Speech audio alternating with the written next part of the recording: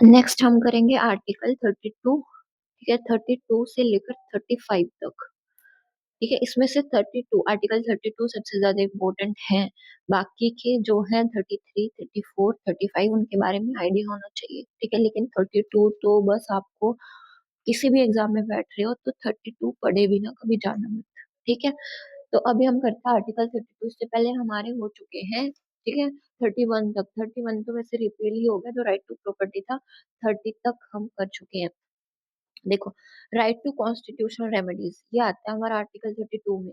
मतलब कि जो फंडामेंटल राइट्स है उनको प्रोटेक्ट करने के लिए हमें कॉन्स्टिट्यूशनल रेमेडीज मिली हुई है। आर्टिकल 32, देखो जो 14 से लेकर 30 तक हमने राइट्स पढ़े हैं ना, फंडामेंटल राइट्स, इनको प्रोटेक्ट करता है आर्टिकल 32। ठीक है, इसलिए डॉक्टर बी आर अम्बेडकर ने आर्टिकल 32 को मोस्ट इम्पोर्टेंट आर्टिकल बोला है कॉन्स्टिट्यूशन का, क्योंकि इसके बिना इन फंडामेंटल राइट्स का कोई मतलब ही नहीं है। ये सिर्फ लिख दिए गए हैं फिर तो। ठीक है, अगर ये आर्टिकल 32 नहीं होगा तो it is very soul of the constitution and heart of it. ठीक है, सोल ऑफ द कॉन्स्टिट्यूशन किसको बोला है? आर्टिकल 32 को। क्योंकि ये जो फंडामेंटल राइट्स है ना 14 टू 30, ये ऐसे तो गिवन है कॉन्स्टिट्यूशन में, लेकिन इनका प्रोटेक्शन कौन से आर्टिकल कर रहा है? ये कर रहा है आर्टिकल 32। ठीक है, आर्टिकल 32 के अंदर हम सीधा, अगर हमारा कोई इनमें से फंडामेंटल राइट जो है वो इलेक्ट हो रहा है, हम सीधा आर्टिकल 32 का सहारा लेके सुप्रीम कोर्ट के पास जा सकते हैं। इसलिए ये most most most important article है। ठीक है, supreme court ruled that article 32 is a basic feature of the constitution. Supreme court ने बोला कि जो आर्टिकल 32 है ना वो कॉन्स्टिट्यूशन के एक बेसिक फीचर है। इसके बिना फिर बाकी कॉन्स्टिट्यूशन, ये बाकी जो फंडामेंटल राइट्स है, इसका कोई मतलब नहीं रह जाता। It can not be taken away through amendment. ये किससे भी आप आर्टिकल 32 को अमेंडमेंट के थ्रू वापस नहीं ले सकते हो। ठीक है, आप रिपील नहीं कर सकते आर्टिकल 32 को, ये बेसिक फीचर है कॉन्स्टिट्यूशन की। आर्टिकल 32 क्या कंटेन कर रहा है, कौन कौन से प्रोविजन है? ठीक है, आर्टिकल 32 इतना इंपॉर्टेंट है क्यों? Right to move Supreme Court for the enforcement of fundamental rights is guaranteed. मतलब कि जो फंडामेंटल राइट्स है ना 14 से लेकर 30 तक, इनकी एनफोर्समेंट को गारंटीड कर रहा है सिटीजन के लिए। मतलब ये 14 से लेकर 30 तक ये गारंटीड। ठीक है, सुप्रीम कोर्ट हमें गारंटीड प्रोवाइड करवा रहा है। कौन से आर्टिकल के थ्रू? आर्टिकल 32 के through. Second, SC have power to issue writs for enforcement of fundamental right. Fundamental rights guaranteed कर रहा है, कैसे कर रहा है? रिट्स इशू करके। ठीक है, 5 तरह की रिट्स हम पढ़ेंगे इसमें आगे। ये जो है रिट्स इशू करता है सुप्रीम कोर्ट आर्टिकल 32 के अंदर। Parliament can empower any other court to issue directions, order, writs. जो ये रिट है वैसे तो अभी सुप्रीम कोर्ट और हाई कोर्ट ही इशू कर सकते हैं। ठीक है, लेकिन पार्लियामेंट किसी अदर कोर्ट को भी, सुप्रीम कोर्ट और हाई कोर्ट के अदर किसी कोर्ट को पार्लियामेंट एम्पावर कर सकता है, भाई आप भी रिट्स इशू कर सकते हो। ठीक है, लेकिन अभी तक किया नहीं है पार्लियामेंट ने। अभी तक सिर्फ सुप्रीम कोर्ट और हाई कोर्ट के पास ही ये पावर है रिट्स जो है इशू करने की। Any other court not include high courts. हाँ, हाई कोर्ट इंक्लूड नहीं कर रहा है इसमें एनी अदर कोर्ट, क्योंकि आर्टिकल 226 226 में हाई कोर्ट को वैसे ही रिट इशू करने का मिला हुआ है। आर्टिकल 226 के अंदर हाई कोर्ट रिट्स इशू कर सकता है। जो सुप्रीम कोर्ट आर्टिकल 32 के अंदर कर सकता है, वो हाई कोर्ट आर्टिकल 226 के अंदर कर सकता है। ठीक है, तो ये दोनों आर्टिकल मोस्ट इंपोर्टेंट है। नेक्स्ट क्या बोल रहा है? Article 32, right to move the Supreme Court shall not be suspended except as otherwise provided by the constitution.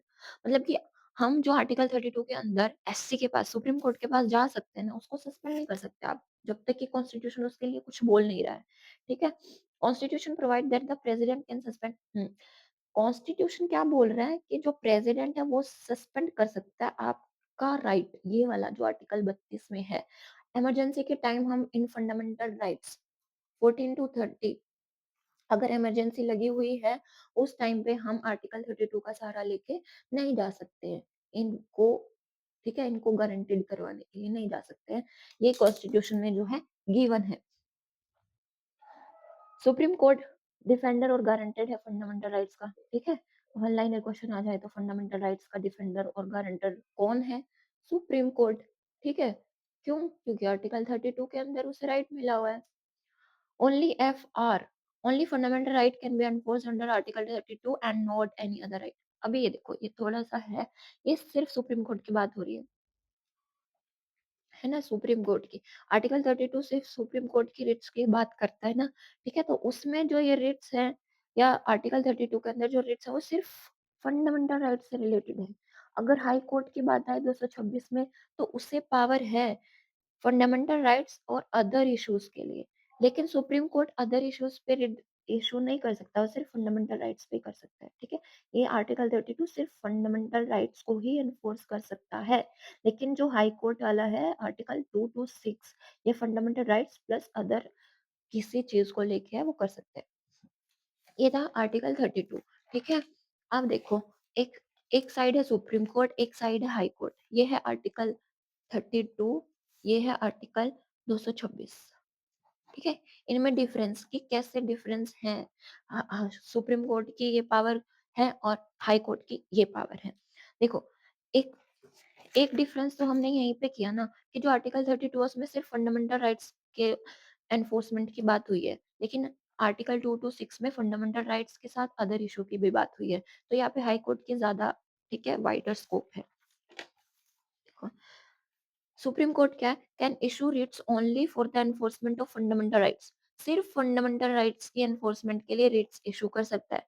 लेकिन क्या हाई कोर्ट में क्या, can issue writs not only for fundamental right but also for any other purpose, ठीक है? सिर्फ fundamental right नहीं, other purpose. तो ये एफ आर प्लस समथिंग है, ये सिर्फ एफ आर है, फंडामेंटल राइट्स है। कौन? सुप्रीम कोर्ट, ठीक है? Can issue writs against a person और government throughout the territory of India. देखो, सुप्रीम कोर्ट है, सुप्रीम कोर्ट का तो ऑल ओवर पूरे इंडिया पे ही, ठीक है, जुडिक्शन होती है। तो पूरे इंडिया के टेरिटरीज के अंदर आती है, इशू कर सकता है सुप्रीम कोर्ट रिट्स कोई भी पर्सन या गवर्नमेंट जो through out the territory of India है। यहाँ पे सिर्फ जो हाई कोर्ट की जहां तक जुडिक्शन है, जैसे हरियाणा गवर्नमेंट, हाँ, जो हाई कोर्ट है उसकी सिर्फ हरियाणा के अंदर है, तो सिर्फ वहीं तक वो इशू कर सकता है। Article 32 is in itself a fundamental right, so SC may not refuse to exercise. देखो, फंडामेंटल राइट्स कहाँ से कहाँ तक है? 12 से 35 तक। तो 32 इसी के अंदर आ रहा है ना। 32, जो 32 है 32 अपने आप में खुद एक फंडामेंटल राइट है। तो सुप्रीम कोर्ट रिफ्यूज नहीं कर सकता हमारी जो हम इशू लेके जा रहे हैं, ठीक है? वो रिट जो है एक्सरसाइज करने से, इशू करने से रिफ्यूज नहीं कर सकता। लेकिन जो हाई कोर्ट का है आर्टिकल 226, ये फंडामेंटल राइट नहीं है, तो हाई कोर्ट तो रिफ्यूज कर सकता है। तो ये दोनों में डिफरेंस है। यहाँ पे फर्स्ट वाले में भूल नहीं जाना कि एफ आर प्लस की सुप्रीम कोर्ट ज्यादा बड़ा है हाई कोर्ट से, तो जो fundamental rights and other issue के लिए सुप्रीम कोर्ट को मिली होगी नहीं, ये हाई कोर्ट के पास है। सुप्रीम कोर्ट तो सिर्फ फंडामेंटल राइट्स के लिए ही जो है रिट्स इशू कर सकता है,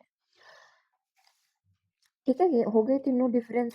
इसकी टेरिटोरी पूरी इंडिया पे है, हाई कोर्ट की टेरिटोरी सिर्फ उसके टेरिटोरियल जुडिक्शन है सिर्फ उसी टेरिटरी पे। एंड ये जो है 32 है, अपने आप में खुद फंडामेंटल राइट है, तो सुप्रीम कोर्ट जो है रिफ्यूज नहीं कर सकता रिट जुडिक्शन एक्सरसाइज करने के लिए, और हाई कोर्ट जो है रिफ्यूज कर सकता है। अभी देखो, ये हमने पढ़ लिया रिट्स, ठीक है, आर्टिकल 32 और 226। अब 32 में 5 तरह की रिट्स हैं जिनकी बात यहाँ पे हो रही है, ठीक है? कौन कौन सी रिट्स हैं जो सुप्रीम कोर्ट या हाई कोर्ट आर्टिकल 32 और आर्टिकल 226 के अंदर इशू करते हैं? पहला हैबियस कॉर्पस, ठीक है? हैबियस कॉर्पस ये जो है एक लैटिन टर्म है। 5 की 5 जो आप पढ़ोगे वो 5 की 5 पांचों ही लैटिन वर्ड है, ठीक है? हैबियस कॉर्पस का मतलब होता है to have the body of. इसमें क्या बोलता है, ये जो है कोर्ट इशू करता है, कोर्ट की बात हो रही है ना, ठीक है? To a person who detained other person to produce the body of the latter before it. किसी ने किसी पर्सन को डिटेन किया है, ठीक है, कब्जे में लिया है किसी दूसरे पर्सन को, तो उसे उस पर्सन को जिसको कब्जे में लिया है उसे कोर्ट के सामने लेके आना होगा। ये हैबियस कॉर्पस, ठीक है? और ये बताना होगा कि आपने क्यों डिटेन किया है, क्या कारण है उसको डिटेन करने का। अगर कोर्ट को लगता है कि जो डिटेंशन का कारण है वो सही है, तो ठीक है, रख सकते हो। लेकिन अगर वो कारण इलीगल है, तो वो उस पर्सन को फ्री कर देगा, ठीक है? कोर्ट फ्री कर देगा उस पर्सन को अगर जो डिटेंशन का कारण उसे इलीगल लगा तो। Can be issued against both. हाँ, इन सब जो ये 5 रेट्स पढ़ोगे ये पता होना चाहिए कि कौन इश्यू कर रहा है और किसके अगेंस्ट कर सकता है और किसके अगेंस्ट नहीं कर सकता, क्योंकि यहाँ से क्वेश्चन बनता है, ठीक है? कि सिर्फ किसके अगेंस्ट हो सकता है, तो इसमें public authorities and private individuals, ठीक है, पब्लिक अथॉरिटीज से भी पूछ सकते हैं भाई क्यों डिटेन किया है, क्यों किया है, ठीक है, और प्राइवेट इंडिविजुअल से तो पूछ ही सकते हैं कि क्यों डिटेन किया है। यहाँ पे कोर्ट देखो, habeas corpus to have the body of, देखो कोप की बॉडी को क्यों डिटेन किया है, ऐसे याद करना पड़ेगा क्योंकि पांच में कंफ्यूजन होती है, ठीक है, हैबियस कोरप्स कि भाई कोरप की बॉडी को क्यों तुमने, कोप की बॉडी को क्यों तुमने डिटेन किया है, और अगर डिटेन का कारण जो है इलीगल है तो कोर्ट फ्री कर सकता है, ठीक है, हम फ्री कर देंगे उसको। एंड ये कौन किसके अगेंस्ट इशू कर सकता है court, public authorities and private individuals, ठीक है। नेक्स्ट इसमें ये जो है हैबियस कॉर्पस, ये सिर्फ पब्लिक अथॉरिटीज और, ठीक है, habeas corpus public authorities and private individual के अगेंस्ट इशू हो सकती है, लेकिन किस किसके अगेंस्ट इशू नहीं हो सकती, इज नॉट इशूड, कहाँ पे इशू नहीं किया जा सकता इसको, जहां पे डिटेंशन लॉफुल है, ठीक है, मतलब लॉ के अकॉर्डिंग ही उसको डिटेंशन किया गया है, उसको उस पर्सन को, तो यहाँ पे हैबियस कॉर्पस इशू नहीं होगी। And proceeding is for contempt of legislature और कोर्ट, मतलब यहाँ पे लेजिस्लेचर और कोर्ट का कंटेम्प्ट हुआ है, कंटेम्प्ट ऑफ कोर्ट हुआ है, ठीक है, वहां पे भी नहीं इशू होगा। And detention is by competent court, मतलब कॉम्पिटेंट कोर्ट के द्वारा, ठीक है, उसके द्वारा डिटेंशन की गई है, और अगर वो डिटेंशन लॉफुल है, ठीक है, कंटेम्प्ट ऑफ कोर्ट हुआ है, इन केस में हैबियस कॉर्पस इशू नहीं होगी। Detention is outside the जुडिक्शन of the court, और कोर्ट की जुडिक्शन से बाहर है डिटेंशन, ठीक है, कोर्ट पूछ ही नहीं सकता है कि क्यों किया डिटेंशन, उसके अंदर आती ही नहीं है, तो फिर वो हैबियस कॉर्पस भी इशू नहीं कर सकता है, ठीक है। ये थी हैबियस कॉर्पस, कॉर्प की बॉडी, मतलब to have the body of, ठीक है, हमें बताओ कि जिसको आपने, जिसकी बॉडी को आपने डिटेन किया है, क्यों किया है, ठीक है, कोर्ट पूछेगा किससे, पब्लिक अथॉरिटीज या फिर प्राइवेट इंडिविजुअल्स से, ठीक है, लेकिन इन केस में जो है वो इशू नहीं हो सकती है। ये था हैबियस कॉर्पस। दूसरा है मेंडेमस, ठीक है, मेंडेमस, इसका मतलब है वी कमांड, मतलब यहाँ पे जो कोर्ट है वो कमांड दे रहा है to a public official asking him to perform his official duty, ठीक है, मेंडेमस बोल रहा है, यहाँ पे कोर्ट क्या बोल रहा है कि ये पब्लिक ऑफिशियल, जो पब्लिक ड्यूटी पे लोग काम कर रहे हैं, ठीक है, ऑफिशियल ड्यूटी पे है, तो भाई तुम अपना काम करो, ठीक है, क्यों नहीं कर रहे हो काम, ठीक है, अगर वो जो जिससे कहा जा रहा है वो अपना ड्यूटी परफॉर्म करने में नाकाम रहता है, तो कोर्ट उससे पूछता है कि क्यों नहीं कर रहे हो, अपनी ड्यूटी करो, ठीक है, मैंडेमस, ठीक है।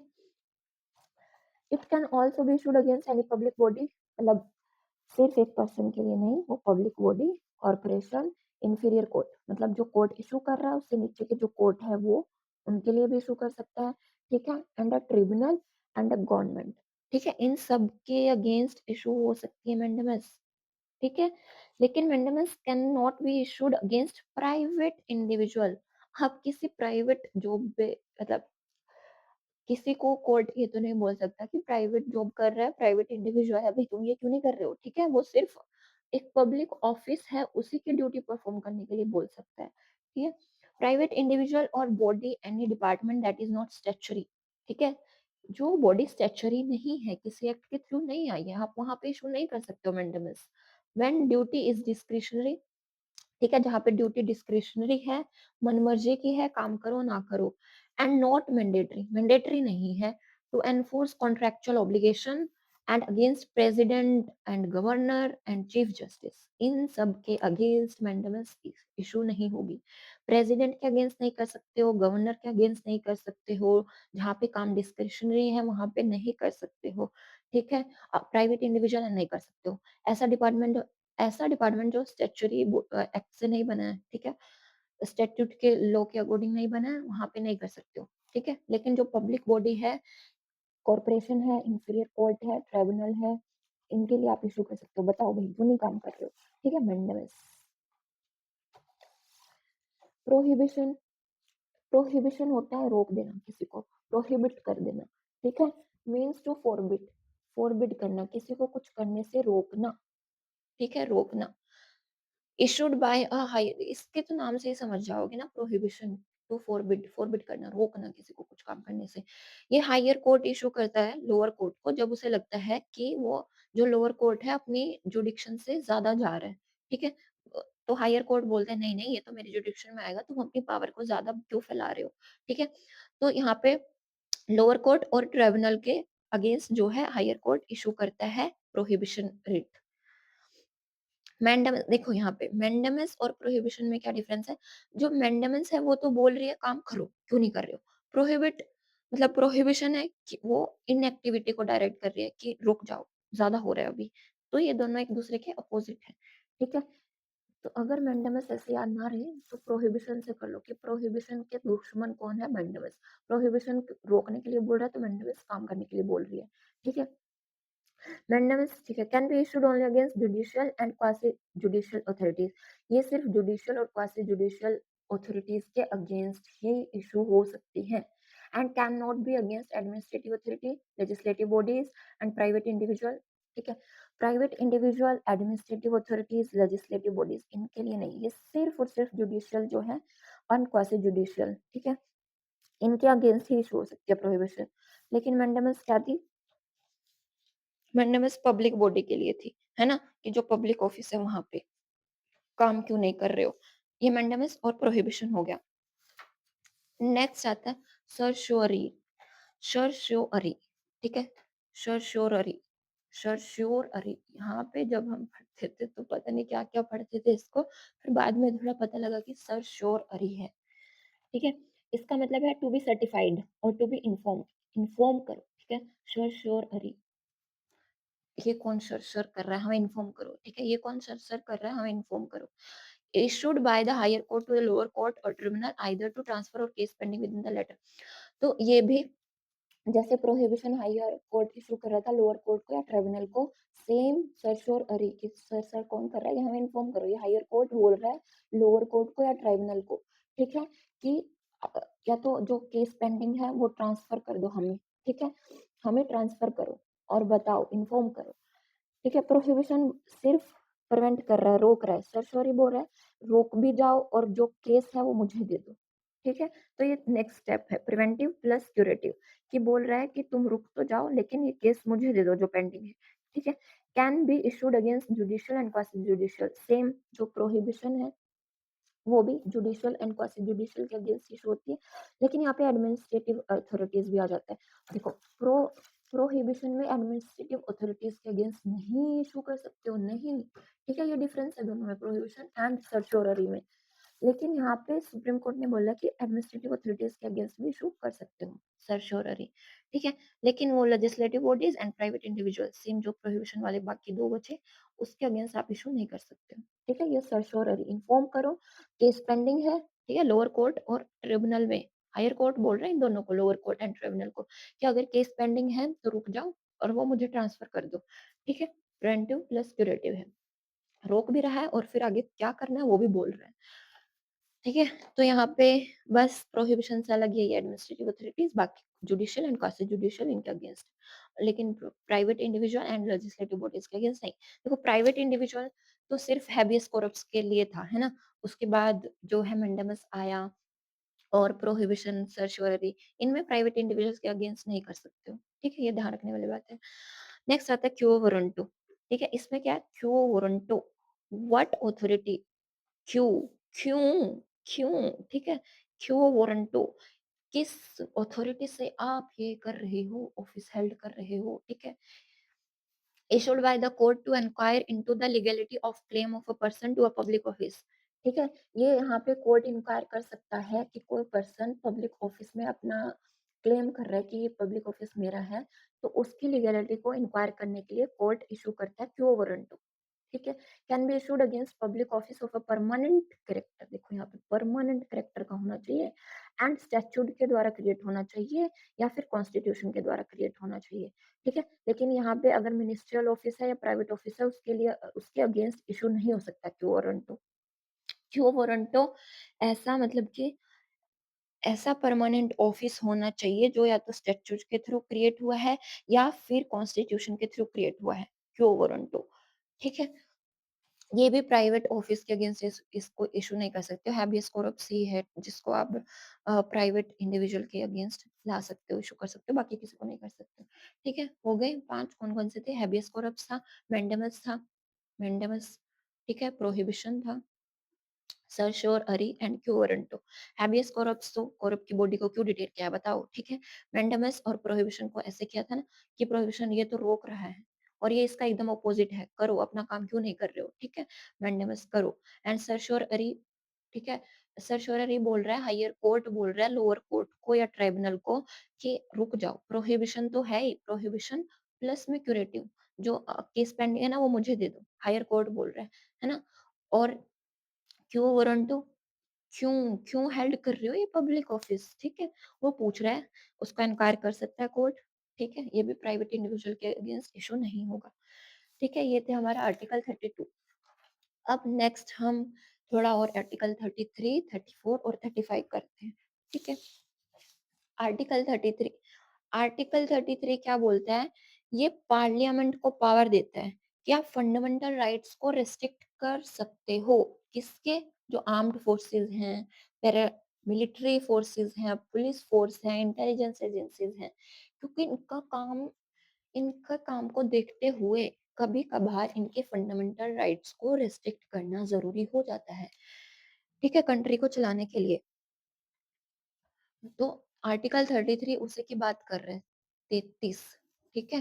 कि जो ये आर्म्ड फोर्सेस हैं, पैरामिलिट्री फोर्सेस हैं, पुलिस फोर्स है, इंटेलिजेंस एजेंसीज हैं, मतलब जो बहुत ही क्रिटिकल काम कर रहे हैं ना कंट्री की सिक्योरिटी के लिए, उनके फंडामेंटल राइट्स को रेस्ट्रिक्ट किया जा सकता है। कौन एम्पावर है, पार्लियामेंट कर सकता है ये, ठीक है, लो लाके। Objective of this is to ensure proper discharge of their duties and maintenance of discipline among them, ठीक है। इसका उद्देश्य क्या है, आर्टिकल 33 का क्यों रेस्ट्रिक्ट कर रहे हैं इनकी फंडामेंटल राइट्स को, कि जो वो ड्यूटी है उनकी प्रॉपर उसका डिस्चार्ज करे, प्रॉपर वो ड्यूटी निभाएं अपनी और डिसिप्लिन मेंटेन करें, ठीक है। And only parliament can do this, सिर्फ पार्लियामेंट कर सकती है। वैसे ही सोचने वाली बात है, इसमें स्टेट लेजिस्लेटिव असेंबली का तो कोई लेना देना होना ही नहीं चाहिए, ठीक है, पार्लियामेंट ही कर सकती है। Any such law made by parliament cannot be challenged in any court. इसको आर्टिकल 33 के लिए पार्लियामेंट कोई लॉ बनाती है तो आप उसको कोर्ट में चैलेंज नहीं कर सकते हो, ठीक है। और पार्लियामेंट ने एनेक्ट भी किए हैं army act, navy act, air force act and police force act, ठीक है। आर्टिकल 33 को इम्प्लीमेंट करने के लिए पार्लियामेंट वो भी लेके आई है। नेक्स्ट आता है हमारा आर्टिकल 34। 34 बोल रहे हैं, provide for the restrictions on fundamental rights while martial law is in. 33 बोल रहे हैं कि जो आर्म्ड फोर्सेस हैं, पैरामिलिट्री फोर्स है, पुलिस फोर्स है, इंटेलिजेंस एजेंसीज हैं, उनके फंडामेंटल राइट्स को रिस्ट्रिक्ट किया जा सकता है। 34 बोल रहा है कि जब कंट्री में मार्शल लॉ लगा हो, ठीक है, तब फंडामेंटल राइट्स को रेस्ट्रिक्ट किया जा सकता है, ठीक है। Is in force in any area with in territory of India. India के किसी भी पार्ट में अगर मार्शल लॉ लगा हुआ है तो वहां पे फंडामेंटल राइट्स को रेस्ट्रिक्ट किया जा सकता है। अब देखो, मार्शल लॉ ये स्टेटमेंट बेस में आ जाता है कि क्या मार्शल लॉ, जैसे आर्टिकल 17 था ना कि अनटचेबिलिटी, अनटचेबिलिटी डिफाइन नहीं है कॉन्स्टिट्यूशन में। क्या आर्टिकल 17 में जो अनटचेबिलिटी है वो बोला तो है कि अनटचेबिलिटी खत्म करनी है, लेकिन कॉन्स्टिट्यूशन में अनटचेबिलिटी जो है वो डिफाइन नहीं है। ऐसे ही सेम जो है मार्शल लॉ डिफाइंड नहीं है कॉन्स्टिट्यूशन में, ठीक है। और कहाँ से लिया है मार्शल लॉ, यूके से बोरो किया है हमने। और जो रिट्स है ना वो भी यूके से ही बोरो की है। ये जो रिट्स 5 पढ़ी थी ना वो रिट्स भी यूके से ही हमने बोरो की है, प्रेरोगेटिव रिट्स थी वहां पे, ठीक है। कहाँ से, यूके से।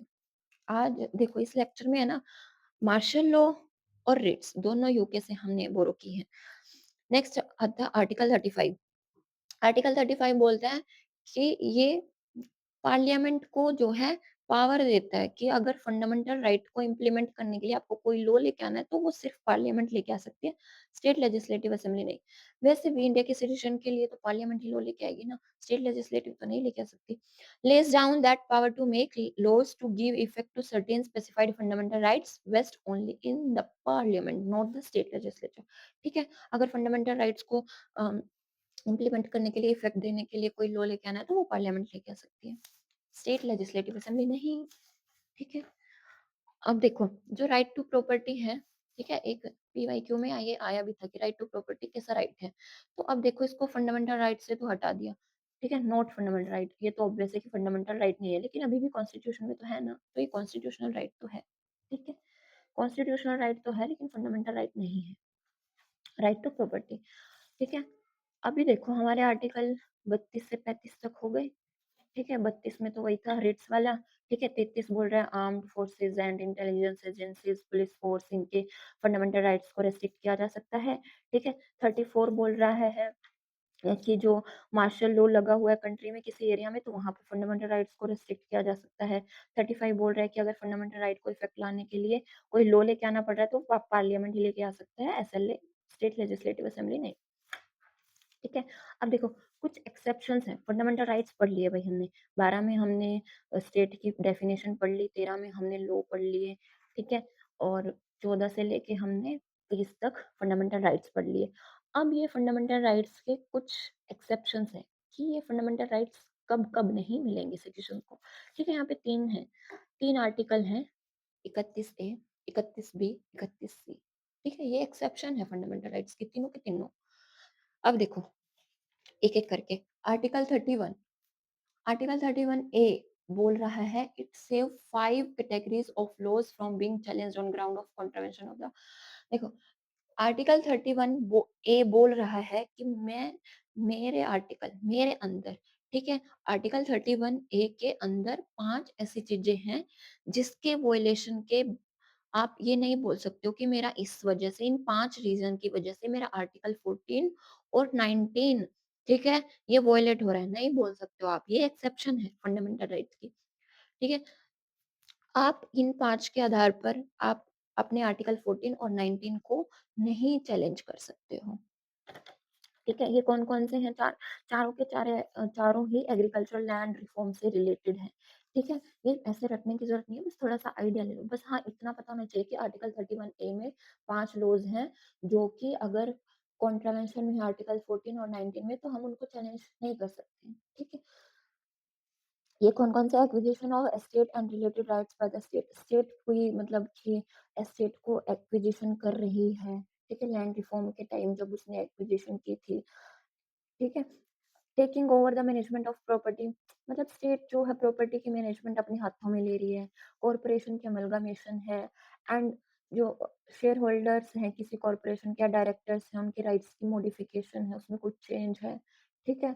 अगर माइनिंग लीज से रिलेटेड कोई चेंज है, तो इन 5 में हम, अगर वो आर्टिकल 14 और 19 के वायलेशन होता दिख रहा है तो हम चैलेंज नहीं कर सकते हैं, इट्स एक्सेप्शन, ओके।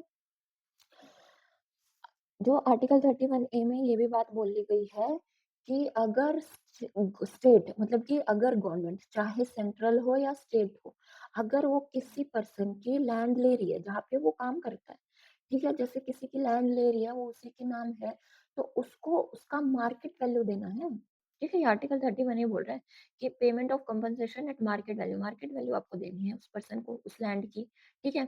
एंड जो ये है, ऐसा नहीं है कि आप आर्टिकल 14-19 के वॉयलेशन के लिए आप चैलेंज नहीं कर सकते हो, नहीं कर सकते हो, ठीक है, लेकिन जुडिशियल रिव्यू से बाहर नहीं है ये आर्टिकल, ठीक है। आर्टिकल 31A जुडिशियल रिव्यू से तो बाहर नहीं है, सुप्रीम कोर्ट चाहे तो इसका जुडिशियल रिव्यू कर सकता है, ठीक है। ये था आर्टिकल 31A, 5 कुछ ऐसे बात की हुई है, ठीक है, जो कि लैंड से ही रिलेटेड है।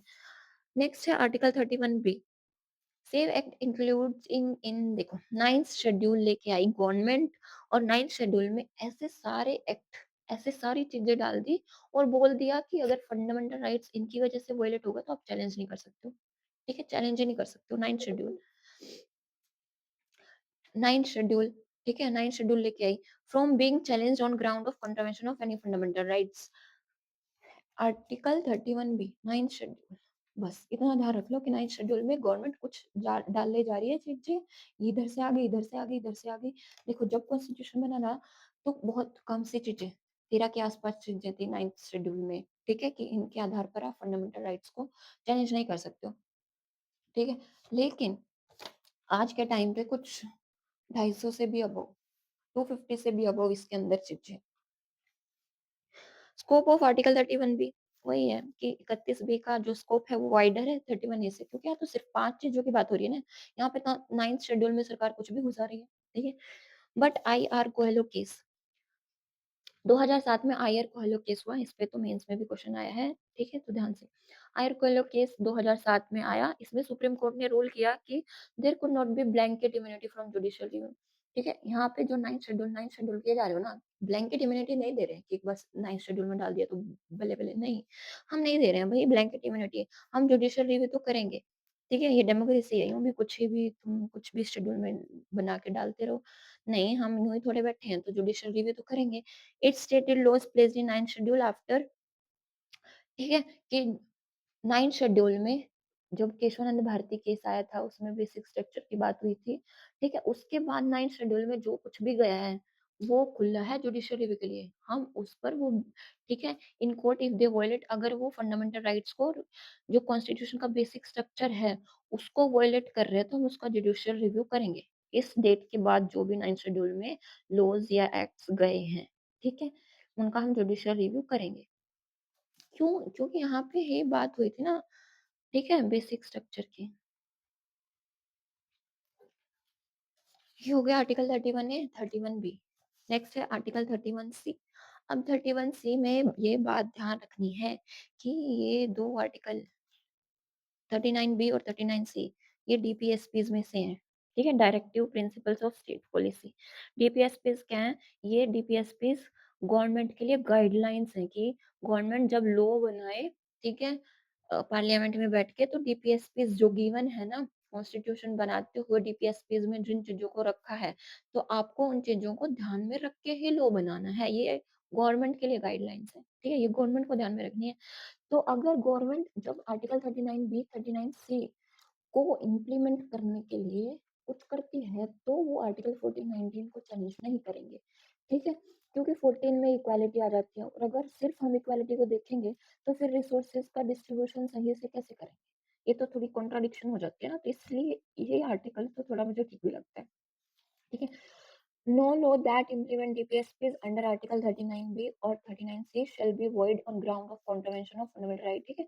कि जो 39B और 39C को इम्प्लीमेंट करने के लिए कोई भी लॉ लेके आया जा रहा है, और अगर वो 14 और 19 आर्टिकल, ठीक है, फंडामेंटल राइट्स के कॉन्ट्रवेंशन में है, ठीक है? तो वो आप चैलेंज नहीं कर सकते हो आप, क्योंकि हमें ये भी तो इम्प्लीमेंट करना है आर्टिकल 39 बी और आर्टिकल 39 सी। आर्टिकल 39 बी क्या बोल रहा है कि जो रिसोर्सेज़ हैं उनका डिस्ट्रीब्यूशन ऐसे करें कि कॉमन गुड के लिए हो वो डिस्ट्रीब्यूशंस, कि सबका भला हो जाए, ठीक है? आर्टिकल 39 सी क्या बोल रहा है? ऑपरेट इकोनॉमिक इकोनॉमिक सिस्टम को इस तरह से ऑपरेट करो कि कंसंट्रेशन ऑफ वेल्थ ना हो, ठीक है? इस ग्रुप के पास ज़्यादा पैसा जमा हो गया और इसके पास, बेचारे के पास पैसा नहीं आ पाया, ठीक है? तो इनको इम्प्लीमेंट करने के लिए अगर आर्टिकल 14 और 19 का वायलेशन हो भी रहा है, तो आप उसको चैलेंज नहीं कर सकते हो, ठीक है? ये थी एक्सेप्शन फंडामेंटल राइट्स की। कौन-कौन सी? आर्टिकल 31 ए, 31 बी, 31 सी। आर्टिकल 31 ए में 5 चीज़ें दी गई है, ठीक है? आर्टिकल 31 बी में 9th शेड्यूल के अंदर जो जा रहा है, लेकिन जुडिशियल रिव्यू तो इसमें भी है, इसमें भी है, ठीक है? और आर्टिकल 31 सी, यहाँ पे डीपीएसपीस 39 बी और 39 सी को इम्प्लीमेंट करने के लिए आप आर्टिकल 14, 19 को अगर कॉन्ट्रावेंशन में जा रहे हैं, तो उसको चैलेंज नहीं कर सकते हो, ठीक है? ये हमारे हो गए फंडामेंटल राइट्स का चैप्टर कंप्लीट, ठीक है? फंडामेंटल राइट्स का चैप्टर बहुत मतलब लेंथी है, और कई बार रिवीजन करोगे ना, तब जाके ये चैप्टर मतलब समझ आता है। समझ तो वैसे फर्स्ट टाइम आ जाता है, लेकिन वो बंद करने के बाद, बुक बंद कर देते हैं एक बार पढ़ के, फिर वो थोड़ा दिमाग में रह नहीं पाता, तो वो रिवीजन से ही हो पाता है। फंडामेंटल राइट्स का है भी लेंथी, लेकिन मतलब इस पे तो जितने भी स्टार लगा उतने कम हैं। बिना पॉलिटी, मतलब पॉलिटी में अगर कोई 2 दिन भी है ना एग्ज़ाम के, तो सिर्फ फंडामेंटल राइट्स पढ़ के जाओ, और इसमें आर्टिकल 32 तो छोड़ना ही मत। ठीक है? ठीक है। बाय।